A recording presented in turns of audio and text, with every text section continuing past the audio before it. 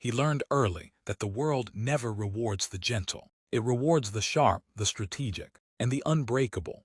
This truth did not arrive to him in a moment of calm reflection, but in the violent collapse of everything he trusted. He was 24, broke, betrayed, and standing in the cold hallway of an apartment he could no longer afford. The landlord's notice was pinned with a single strip of tape, fluttering like a final insult. It reminded him that life has no patience for those who wait for mercy. The night felt heavier than usual, pressing down on him as if the darkness itself were asking, "What will you do now?" He realized that every illusion he carried, about loyalty, fairness, and kindness, had shattered. Only one truth remained.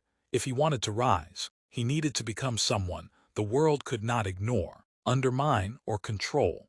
This was the beginning of his Machiavellian awakening, where pain becomes the teacher that never lies. He had trusted friends who swore loyalty, and they disappeared the moment he needed them. He worked tirelessly at a job that smiled at him in meetings, but stabbed him behind closed doors, replacing him with someone younger and cheaper. He believed people would recognize effort. Instead, they recognized weakness. The same people who praised him yesterday laughed at him today. And in that humiliation, he understood the first dark strategy of Machiavelli. Never show your vulnerabilities publicly. The world smells weakness the way wolves smell blood. That night he didn't cry, he didn't curse fate. He simply felt the truth cutting him open from the inside. Every weakness he had displayed, every trust he had blindly given, every apology he had offered to the wrong people, was a weapon turned against him. He knew then that he had lived life as prey pretending to be a strategist. Prey that waits, prey that hopes, prey that dreams politely, but prey never wins. Predators do. As he walked out into the empty street, the cold wind slapped his face like a reminder that life does not slow down for the broken. He had no money, no support system, and no plan. But in this moment of absolute collapse, a strange calmness settled inside him. Because when you lose everything, you also lose the chains that kept you polite, predictable, and afraid. There is a freedom in destruction that creation never gives. He felt something awakening, something sharp, something dark, something ancient. He felt the beginning of the mindset Machiavelli wrote about.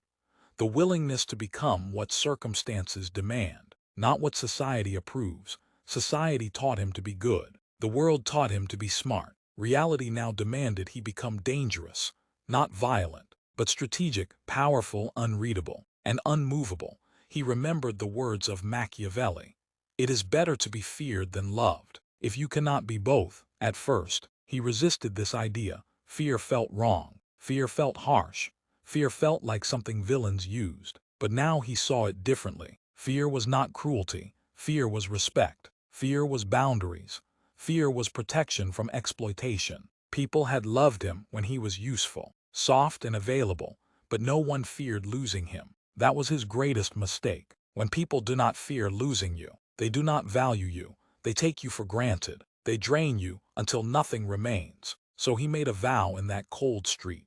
He would never again give anyone the power to dismiss him. He would become someone whose absence was felt, and whose presence could not be ignored. The first transformation was internal. He stopped seeking validation. Approval was a currency given to fools. He used to wait for others to recognize his effort, praise his discipline, or acknowledge his loyalty. But Machiavelli taught a harder truth.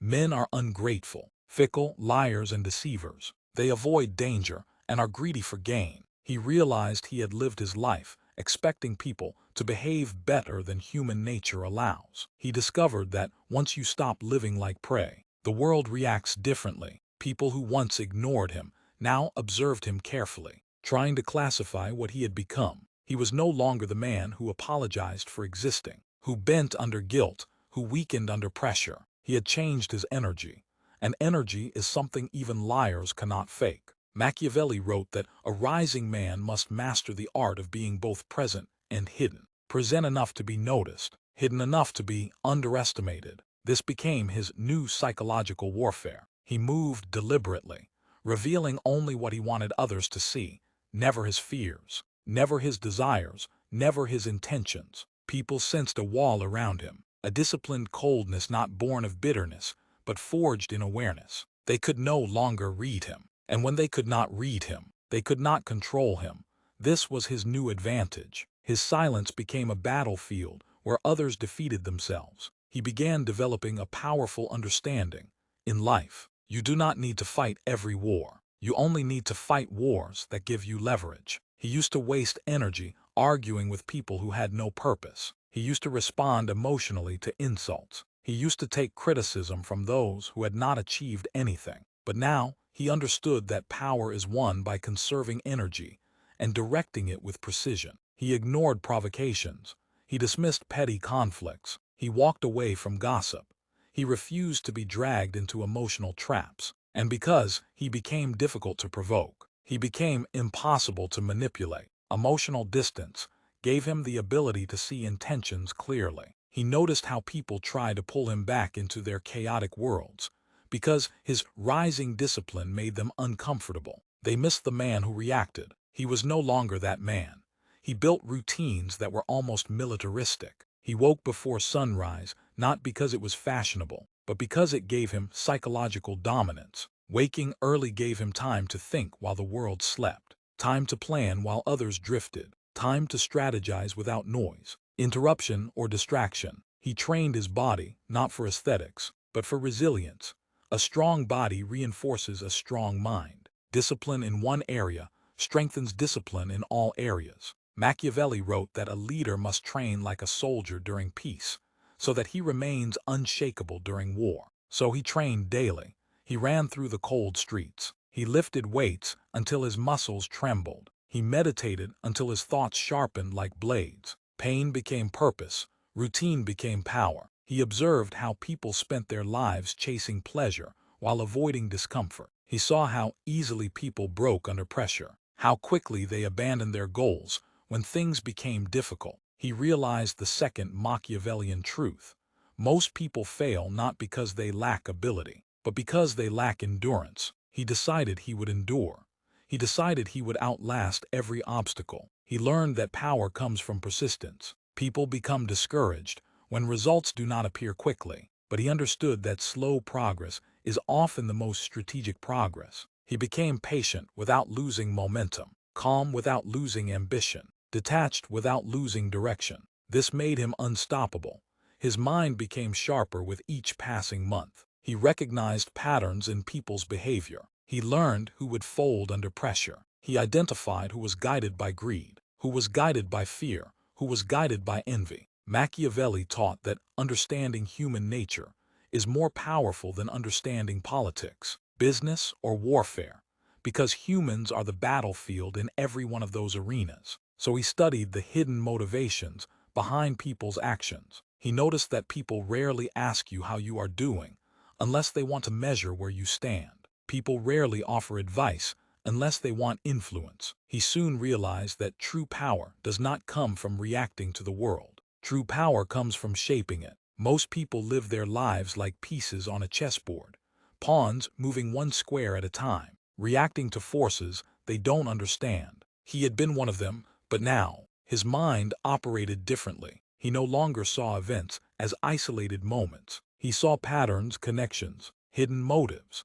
He understood that behind every choice someone makes lies an invisible web of fear, desire, insecurity, and ambition. And the one who sees the invisible always controls the visible. Life stopped being a series of unpredictable hardships and became a system of predictable mechanisms. He saw how people can be guided, misled, influenced, or outmaneuvered without them ever realizing it. Machiavelli taught that whoever becomes master of a city accustomed to liberty and does not destroy it will be destroyed by it.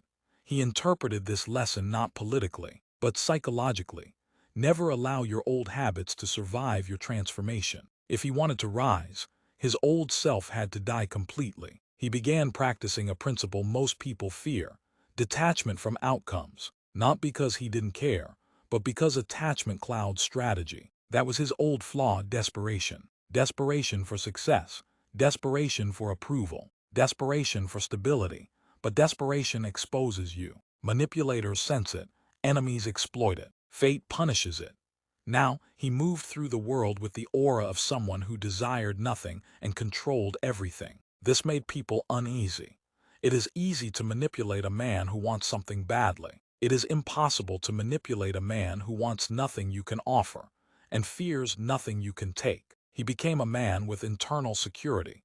His stability came from within, not from circumstances, relationships, or opportunities.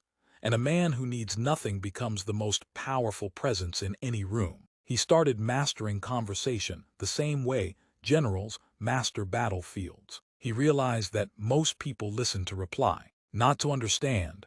They talk to feel important. They reveal too much.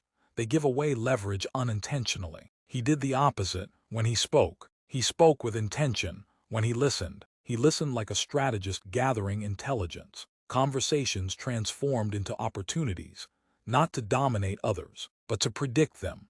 He learned how to make people feel understood, not because he cared, but because people reveal their weaknesses to those who validate them. He became the person others confided in, complained to, sought approval from, but he gave nothing in return. This allowed him to influence decisions, shape opinions, and control narratives without ever raising suspicion. He noticed that people crave illusions. They crave simple answers, comforting lies, stories that make them feel in control. And he learned that illusions are tools. Machiavelli wrote that leaders must sometimes mask their true intentions. He applied this principle relentlessly. He didn't show anger, even when he felt it. He didn't show ambition, even when it consumed him. He didn't show plans, even when they were already set in motion. He became a master of the neutral expression, the quiet smile, the unreadable eyes. People projected their assumptions onto him, and he used those assumptions to guide their behavior. Illusion became a weapon.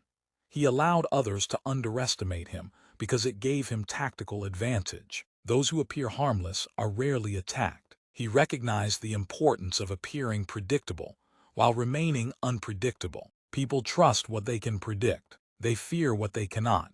So he constructed a predictable shell, punctual, calm, disciplined, polite. But inside that shell, he made unpredictable strategic moves that others never saw coming. He didn't announce his goals. He didn't broadcast his progress. He didn't explain his decisions. He simply acted. And because he acted without revealing his reasons, as he ascended further, something extraordinary began to happen.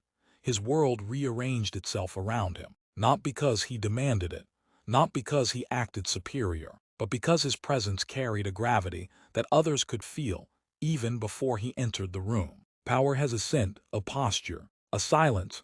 The weak sense it and adjust themselves. The insecure sense it and avoid confrontation. The ambitious sense it and seek to align themselves. This was no accident. He had stripped himself of softness and replaced it with iron. He had burned away indecision and replaced it with certainty. He had transformed fear into focus, rejection into resilience, pain into structure. He no longer responded to life. He imposed himself upon it. People who once overlooked him now monitored him. People who once doubted him now imitated him. People who once dismissed him now sought his approval. Because the world always bows, eventually, to the man who bows to no one. He now understood a deep Machiavellian truth. Once you become powerful, people will either want to use you, be you, or destroy you. And the most dangerous are those who want to destroy you quietly, subtly, strategically.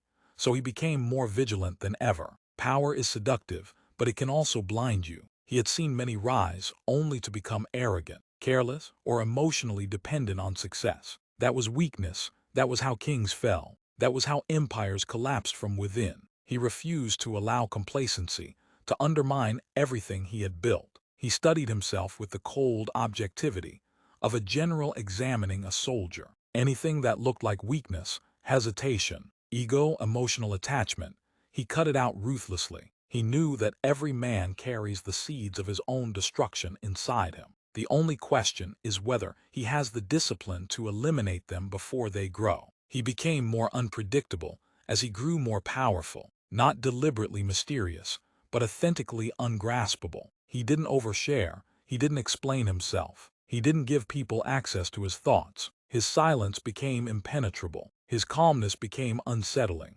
People never knew whether he was pleased, disappointed, angry, or indifferent, and this made them cautious. Machiavelli warned that a prince must be loved or feared, but when forced to choose, Fear protects better. He understood this deeply, not by making others fear his wrath, but by making them fear losing his respect, his presence, or his cooperation. He became a man whose approval carried weight, and whose disappointment carried consequences. No anger, no shouting, just quiet withdrawal. And that was enough to shake people, because losing access to a powerful mind is a punishment in itself. He also learned the power of strategic absence. Most people try to stay constantly visible, constantly active, constantly present, but he realized that presence builds expectation, while absence builds value. He learned that disappearing at the right moment creates intrigue. When he pulled back socially, people wondered why. When he didn't answer instantly, they tried harder.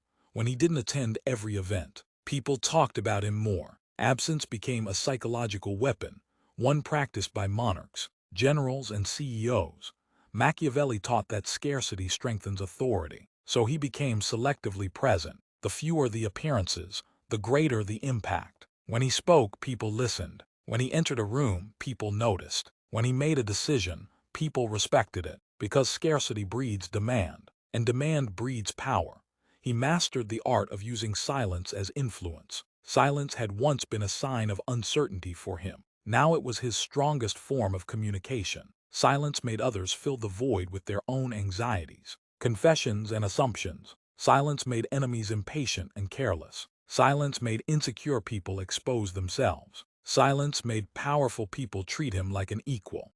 The final truth Adrian had to face came on a night when the world itself felt like it was holding its breath, as if the sky understood that the most dangerous battle a man can fight is the one he fights after he has already won. Victory brings new enemies.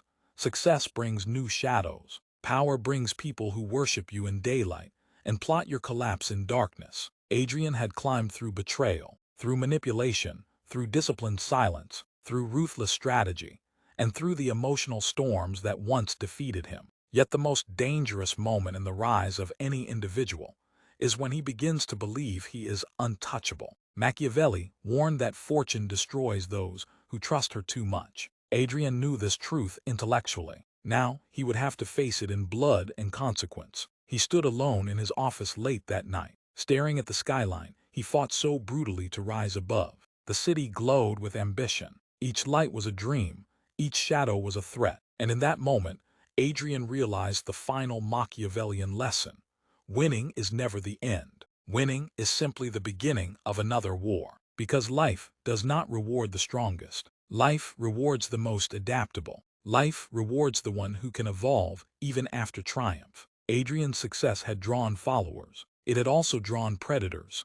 People who watched him with quiet resentment. People who admired him but feared him. People who wanted something from him and would destroy him the moment he stopped being useful. This is the cruel reality of power. The throne looks beautiful only to those who have never sat on it. Once you sit, you understand everything Machiavelli meant when he said that rulers must learn how not to be good, because the world will force you to make choices that are not noble, not moral, not gentle, but necessary. And as Adrian stared at those city lights, he heard the quiet vibration of his phone on the desk. A message from an anonymous number. A threat, a warning, a move against him. Someone within his own circle. Someone who wanted to take everything he had built. He felt no fear. He felt clarity. This was the final test. The test every rising figure must face. Betrayal from those closest. Machiavelli wrote that a ruler must expect treachery not from enemies, but from friends, because envy grows faster within familiar walls. Adrian smiled, not with arrogance, but with understanding. He had been preparing for this moment since the first time he learned to control his emotions, the first time he embraced strategic silence, the first time he accepted that kindness is currency until the contract expires. Now the contract had expired. He walked through the dark hallway of his apartment, each step echoing like a heartbeat in an empty cathedral. He remembered the boy he used to be, the boy who begged people to understand him, the boy who apologized for existing, the boy who wanted peace so desperately that he handed his power to anyone who demanded it. That boy was dead. Adrian had killed him long ago. The world had taught him that people do not respect softness. They exploit it. They do not admire your heart. They dissect it. And so, Adrian had built a mind like iron and a spine like steel. He had grown into a man who did not fear darkness, because he had become darkness for those who tried to extinguish him. But even now, even with the confidence of a man forged in fire, he knew emotional control was not enough. Strategy was not enough. Ruthlessness was not enough. The final weapon Machiavelli teaches is foresight, the ability to see the battlefield before others even realize they are fighting. And Adrian had that gift. He saw clearly now which person in his circle would make the first move against him. The one who smiled too widely, the one who agreed too quickly, the one who complimented too precisely. Excessive loyalty is a mask. Overdone kindness is a disguise. Praise without reason is poison. Adrian recognized it too late.